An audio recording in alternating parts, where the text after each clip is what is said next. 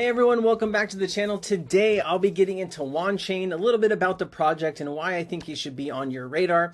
I do think this could be a huge project going forward in the next bull run, whenever that should happen, whether it's 23 or 24. Wanchain does have a lot to offer, and if you don't know anything about it, this video will give you some clear information.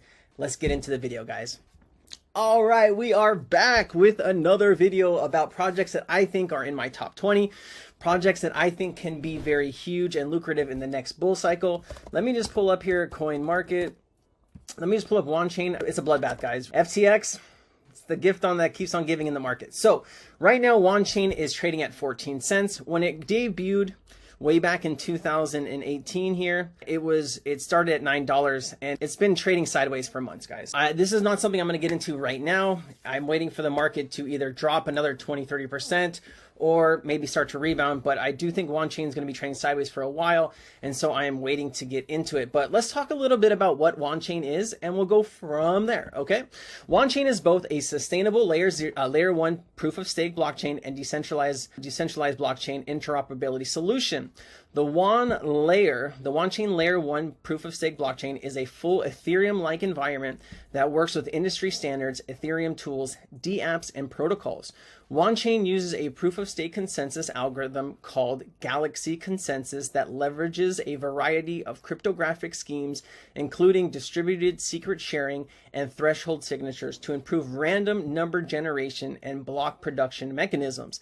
Galaxy Consensus, developed by world-class researchers and academics, is a conmutation of Cardano's Ouroboros. Wanchain's bridges are decentralized, direct, non-custodial bridges that connect both EVM and non-EVM networks without requiring a centralized key.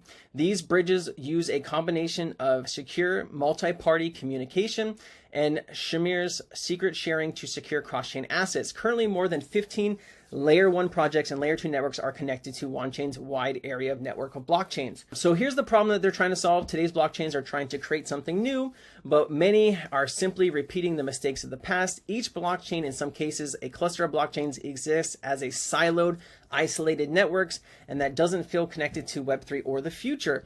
Wanchain believes that the point of Web3 is to make peer-to-peer interactions the essence of network society, and we believe that the point of a network society is to enable a trustless and permissionless exchange of information. All right, and so here are some of the chains that they do currently have, right? And I wanted to get in here, right? So here are the connected networks.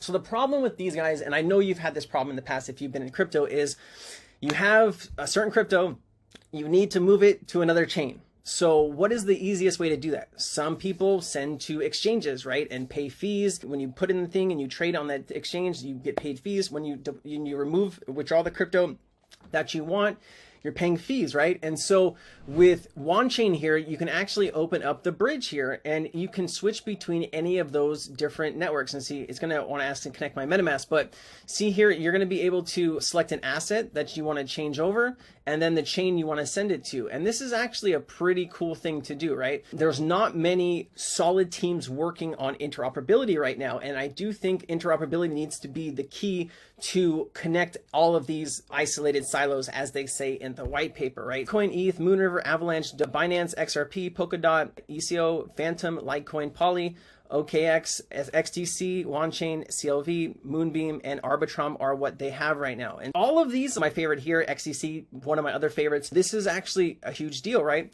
And it's not just the bridges, right? They are in DeFi. So they have a couple DeFi projects. They have WanSwap, they have WanLend, they have ZooKeep, they have Instant Access, StreamTrade, OpenZoo, AutoFarm. So they have a lot of other dApps that are associated with Wanchain. And I do think Wanchain is tremendously undervalued for what it is. Cross-chain NFTs, a Wanchain bridge upgrade. Let's just talk about this, right? NFTs are non-fungible tokens. We don't need to know what those are. We already know. Where is the information? Beginning today, users using Wanchain's industry-best cross-chain bridges to execute decentralized non-custodial NFT transactions between Wanchain, Ethereum, XTC, BNB, and Polygon. Five of them right now. And this just came out, guys. This just came out a couple weeks ago, right? October 27th. What are cross-chain NFTs? Cross-chain NFTs are NFTs that can move between multiple blockchain networks. Cross-chain NFT transactions are executing using Wanchain cross bridges. How does it work? Let's talk about this for just 1 second. Wanchain's cross-chain NFTs use a variation of lock, mint, burn, unlock, the LMBU mechanism that Wanchain itself pioneered. As a quick reminder, when using the LMBU method, the NFT of the source chain is locked before a mirrored copy is minted on the destination chain. To unlock the original NFT, the mirrored NFT would first need to be destroyed or burned, okay? So you can move one over, it's gonna lock that one on the original chain, all right? If you wanna move it back, it'll burn the one that you made, right? So you can't have two in the same place, but it will move over the attributes of the NFT. So I do think that has tremendous value here in the future, guys. And also too, Wanchain's been working on their roadmap, right? They started down here, Wanchain 1, 2, 3, 4, and now we are on 5. Wanchain Bridge enables trustless cross-chain transactions, right? So there is a lot of tremendous value with Wanchain. The technology, they have a great team. New USTX flow routes, XFin official, new routes, right? Polygon, Binance. So this just shows you, right? You can now move USDT from any of these chains into the XDC network. So they're building all of these different networks to move all of this value. So think about 2 years from now when XRP, XDC, Avalanche, all of these tokens are worth tremendous more, right? Because you're going to get the wall of people coming into crypto once it is globally recognized as the future technology, in which I believe that'll happen sooner than later. I think a lot of these big banks are in a lot of trouble with liquidity, and I do think solutions like Wanchain are going to be used in this new ecosystem. I'll just do a couple more things here. The one and only Physics 3, Wanchain's VP of Engineering, breaks down the various cross-chain bridge attack vectors. The reason I thought this was important and I wanted to add this one last video, guys, is because we hear about a lot of these hacks, right? Binance, Axie Infinity, all of this stuff is hacked on bridges. So Wanchain is basically a bridge to all these other chains. And so I thought this was extremely important to at least hear what they're having to say about their security across different vectors for bridges. If you look at the attack on bridges, right, there are 3 areas. One is the cyber security. So that's basically hacking the systems, right? Hacking the blockchain node, hacking the bridge node, and hacking the wallet, right? Just come and steal the private key. That's the hacking on the machine and also on the account itself. So those hacking are similar to just traditional or the legacy cybersecurity hacking. That's one area. And second area is the hacking on the smart contract. And that's where the smart contract goes wrong. And then there's some security vulnerability in the smart contract. That's where hacker comes in. And sometimes even just one word, the error can cause big damages, right? For example, if the function is declared as public, it should be private, but it's declared as public, then everybody can call a smart contract. And of course, they can steal the fund out of it because you make that transfer function to be public and without any check on the accessibility and privileges. Okay, those are smart contract errors. And also for cross-chain, there are also more important thing about the relayers, the bridges that kind of transfer messages, events from one blockchain to another blockchain.